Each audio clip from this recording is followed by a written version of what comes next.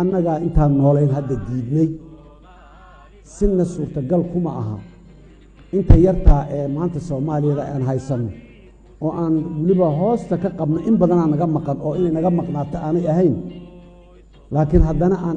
inaan horumarsano nabadayno maxaan ku raadaay dadka ku nool iyo deegaanada wax aan qurxino aan ku ballanay maanta in ay cad kamida u baxayso dadka Soomaaliyeed ma ogola meel kastoo ay joogaan xuduudda gudaheeda kuwa ku jira xuduudda banaankeeda kuwa joogaba waan wada ognahay Soomaali qaanuunka caalamiga international law ma ogola waxa 1 January Addis Ababa ka dhacay qaanuunka caalamiga ay ka soo horjeedaan international law waxay ka soo horjeedaan international customary law xeerarka dhaqanka caalamka ka jira oo qawaaniinta marka laga yimaado hab dhaqanka caalamka ka jira ee dawladaha iyo ummadaha ay u dhaqmaan ka soo horjeedaan